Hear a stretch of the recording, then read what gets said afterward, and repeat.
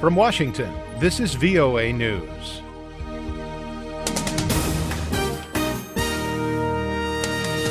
I'm David Byrd reporting. President Barack Obama has repeated his regret Friday for the deaths of 2 hostages in a U.S. counter-terrorism operation, saying that we all bleed when we lose an American life.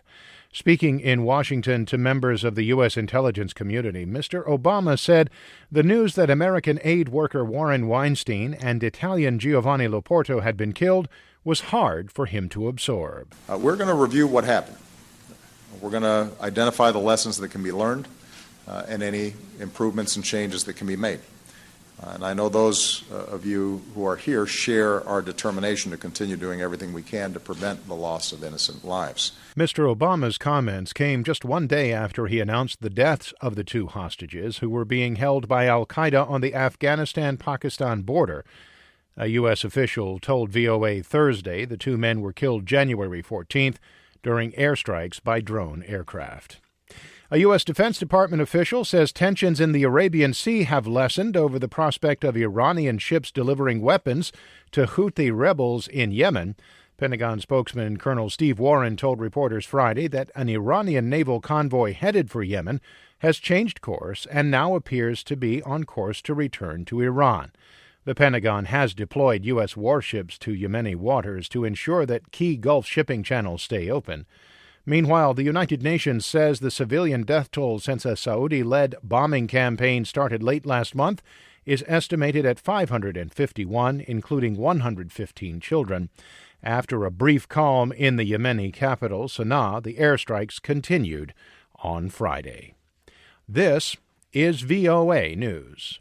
The United Nations Refugee Agency has praised plans by the European Union to triple its funding for maritime search and rescue operations in the Mediterranean.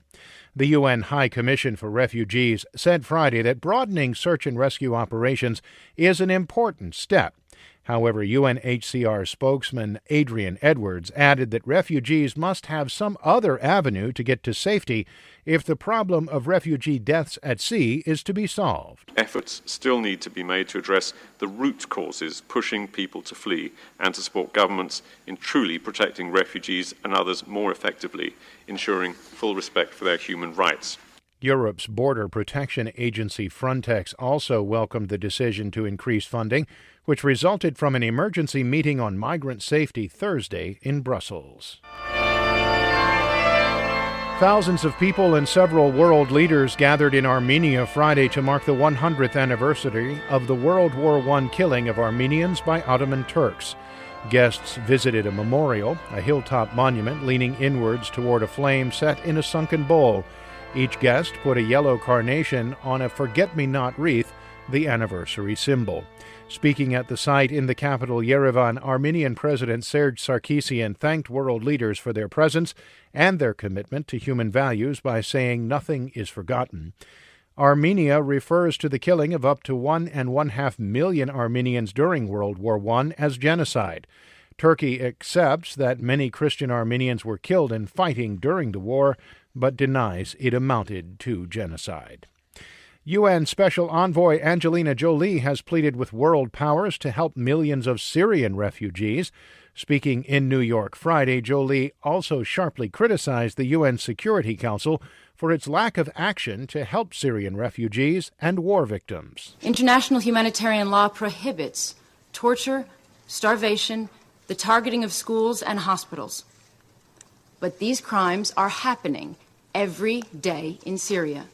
The actor, who has made 11 visits to visit Syrian refugees in the region, said the Council's power has not been used because it cannot agree on how to handle the conflict.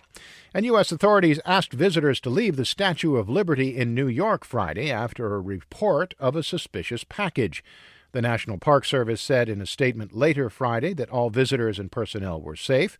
Local media reported the evacuation was ordered after someone telephoned a bomb threat Friday morning and police dogs detected a suspicious scent on a package.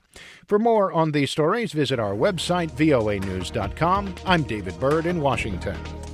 That's the latest world news from VOA.